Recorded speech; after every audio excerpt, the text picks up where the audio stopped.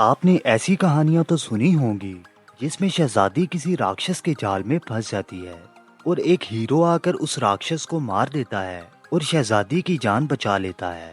लेकिन ये कहानी किसी हीरो की नहीं है। डैमज़ल मूवी को अच्छे से समझने के लिए ये वीडियो एंड तक जरूर देखें। कहानी के स्टार्ट में हमें एक राजा दिखाया जाता है।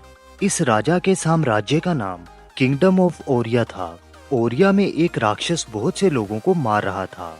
ये राक्षस कोई और नहीं बल्कि एक ड्रैगन था जो इंसानों की तरह बात भी कर सकता था।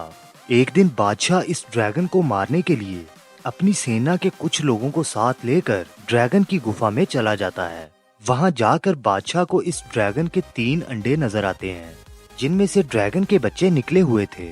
बादशाह इन तीनों बच्चों को मरवा देता है, लेकिन फिर वहां ड्रैगन आ जाता है। ड्रैगन बादशाह के सारे सिपाहियों को मार देता है, लेकिन जब वो बादशाह को मारने लगता है तो बादशाह अपनी जान बचाने के लिए ड्रैगन के साथ एक डील कर लेता है। बादशाह और ड्रैगन के दरमियान क्या डील हुई थी ये आपको वीडियो में आगे जाकर पता चलेगा। इसके बाद सीन शिफ्ट होता है सदियों बाद के टाइम पर। किंगडम ऑफ ओरिया से बहुत दूर नॉर्थ में एक और साम्राज्य था। ये साम्राज्य लगातार सर्दियों की वजह से बहुत गरीब हो चुका था। लोग खाने के लिए एक दूसरे से लड़ रहे थे और बहुत से लोग ये जगह छोड़कर जाने पर मजबूर हो गए थे। इस साम्राज्य के राजा का नाम लॉर्ड बेफोर्ड है और इसकी 2 बेटियां हैं। बड़ी बेटी का नाम एलोडी है और छोटी बेटी का नाम फ्लोरिया है। एक दिन लॉर्ड बेफोर्ड को अपनी बड़ी बेटी एलोडी के लिए एक रिश्ता आता है। ये रिश्ता कहीं और से नहीं बल्कि किंगडम ऑफ ओरिया से आया था।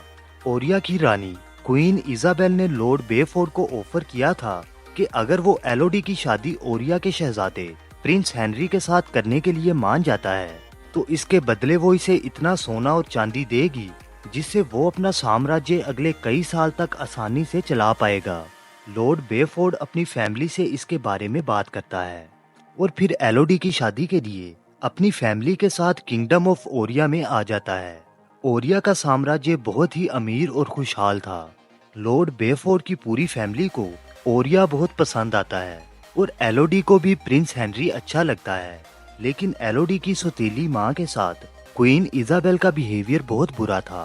क्वीन इजाबेल इसे कहती है कि हमें अपने बेटे की शादी के लिए एक दुल्हन चाहिए और तुम्हें अपना साम्राज्य बचाने के लिए हमारा पैसा चाहिए। इसलिए इस शादी को सिर्फ एक डील समझो और हमारे रिश्तेदार बनने की कोशिश मत करो। ये सुनने के बाद एलोडी की सौतेली माँ एलोडी को शादी से मना करने के लिए जाती है, लेकिन लॉर्ड बेफोर्ड, एलोडी और फ्लोरिया इसकी बात नहीं मानते। अगले दिन एलोडी को शाही कपड़े पहनाकर इसकी प्रिंस हेनरी के साथ शादी कर दी जाती है। शादी के बाद प्रिंस हेनरी एलोडी को एक सेरेमनी के लिए एक गुफा में लेकर जाता है।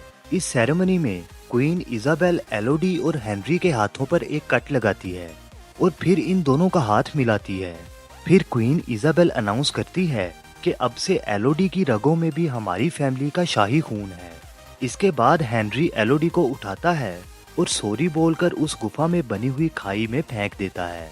ये गुफा उसी ड्रैगन की थी जिसे हमने मूवी के स्टार्ट में देखा था। एक्चुअली उस बादशाह ने क्योंकि ड्रैगन के 3 बच्चों को मार दिया था, इसलिए ड्रैगन ने इसे कहा था कि अगर तुम अपनी हर पीढ़ी में से 3 बेटियों को मेरी बलि चढ़ाओगे तो मैं तुम्हारे साम्राज्य को कोई नुकसान नहीं पहुंचाऊंगा। लेकिन जब भी तुम लोगों ने बलि चढ़ाना बंद की तब मैं तुम्हारा पूरा साम्राज्य जलाकर राख कर दूंगा।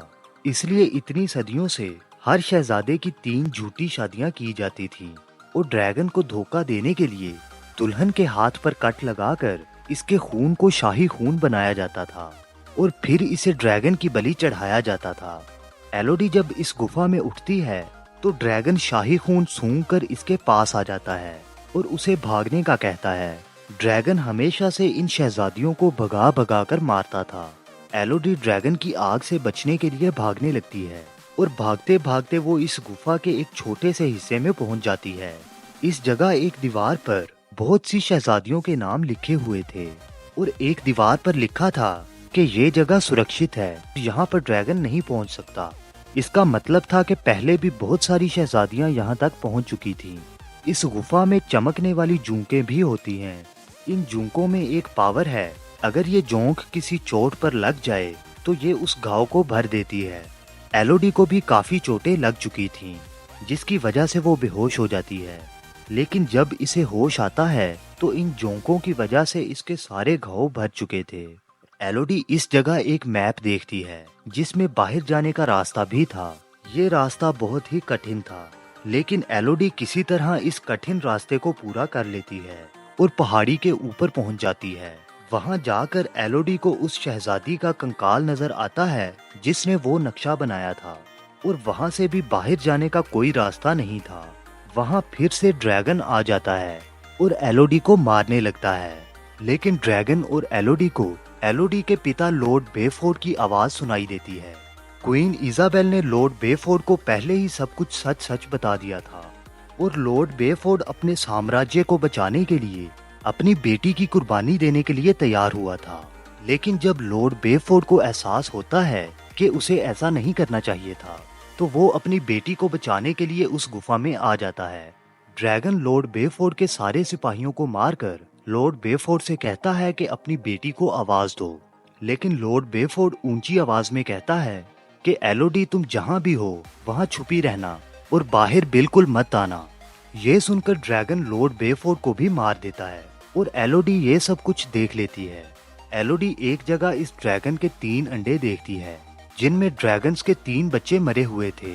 ये देखकर उसे सारी कहानी समझ में आ जाती है कि ड्रैगन अपने बच्चों का बदला लेने के लिए हर जनरेशन के राजा की 3 बेटियों को मारता है। जिन रस्सियों की मदद से लॉर्ड बेफोर्ड इस गुफा में आया था, एलोडी मौका देखकर एक रस्सी से पहाड़ी के ऊपर चढ़ जाती है और गुफा के बाहर आकर एक पत्थर के नीचे जाकर छुप जाती है। ड्रैगन भी गुस्से में आकर इसका पीछा करते हुए अपनी गुफा से बाहर आ जाता है, और जब उसे एलोडी नहीं मिलती तो वो बादलों के ऊपर जाकर बादलों में आग लगाने लगता है, जिससे ड्रैगन की पहाड़ी के आसपास आग की बारिश होने लगती है। क्वीन इजाबेल जब ड्रैगन को इस तरह गुस्से में देखती है तो उसे भी पता चल जाता है कि एलोडी किसी तरह बचकर भाग गई है। इसलिए क्वीन इजाबेल जाकर एलोडी की छोटी बहन फ्लोरिया को उठा लाती है और इसके खून को शाही खून बनाकर उसे खाई में फेंक देती है। एलोडी की सौतेली माँ इसके पास आकर कहती है कि अब तुम्हारी जगह उन्होंने फ्लोरिया को ड्रैगन की बलि चढ़ा दिया है। ये सुनने के बाद एलोडी अपनी बहन को बचाने के लिए वापस ड्रैगन की गुफा में चली जाती है, और इस दफा वो अपने पिता की तलवार उठाकर ड्रैगन का सामना करने का सोचती है। सबसे पहले वो ड्रैगन का ध्यान भटकाकर फ्लोरिया को एक सुरक्षित जगह पर छुपा देती है, और फिर तलवार उठाकर ड्रैगन को समझाने लगती है कि हम उस बादशाह की बेटियां नहीं हैं जिसने तुम्हारे बच्चों को मारा था। लेकिन ड्रैगन कहता है कि तुम झूठ बोल रही हो, तुम्हारे खून से उसी बादशाह के खून की बू आ रही है। फिर ड्रैगन एलोडी को मारने लगता है, लेकिन एलोडी अपनी तलवार से ड्रैगन की आंख फोड़ देती है और ड्रैगन को बहुत घायल कर देती है, लेकिन इसका ड्रैगन पर कोई खास असर नहीं होता। एलोडी को एक ऐसा पत्थर नजर आता है जिस पर हवा लगकर वापस जा रही थी। एलोडी इस पत्थर के सामने खड़े होकर ड्रैगन से कहती है कि मुझे आग लगा दो। जब ड्रैगन इस पर आग फेंकता है तो एलोडी वहां से हट जाती है और ड्रैगन अपनी ही आग से आधा जल जाता है। एलोडी तलवार उठाकर इसके पास जाती है। वो चाहती तो इसे मार सकती थी, लेकिन वो ड्रैगन को अपने हाथ पर लगा हुआ कट दिखाती है और बताती है कि किस तरह ओरिया की क्वीन ने हमारे खून में शाही खून मिलाकर हमें मरने के लिए यहाँ फेंक दिया, और इससे पहले भी तुम्हें धोखा देने के लिए किंगडम ऑफ ओरिया वाले सदियों से यही करते आ रहे हैं। ये बातें सुनकर ड्रैगन को भी एलोडी की बातों पर यकीन आ जाता है। एलोडी चमकती हुई जोंकें उठाकर ड्रैगन के सारे घाव हील कर देती है। इसके बाद एलोडी वापस से ओरिया के किले में जाती है। क्वीन इजाबेल एक और लड़की को बलि चढ़ाने के लिए प्रिंस हेनरी की शादी करवा रही थी। एलोडी वहां जाकर कहती है कि अब मैं तुम्हारा खेल खत्म करने के लिए आई हूँ। ड्रैगन वहां आकर क्वीन इजाबेल की पूरी फैमिली को जलाकर राख कर देता है और किंगडम ऑफ ओरिया के कैसल को भी जला देता है। मूवी के लास्ट में हम देखते हैं कि एलोडी अपनी फैमिली और ड्रैगन को साथ लेकर अपने साम्राज्य में वापस जा रही है, और अब इनके साम्राज्य की जिम्मेदारी एलोडी के कंधों पर आ गई है। दोस्तों, IMDb पर इस मूवी की रेटिंग 6.1 है। आई होप कि आपको ये वीडियो पसंद आई होगी। इस वीडियो को अपने दोस्तों के साथ शेयर करें, और ऐसी इंटरेस्टिंग वीडियोस देखने के लिए इस चैनल को सब्सक्राइब करें। मिलते हैं नेक्स्ट वीडियो में।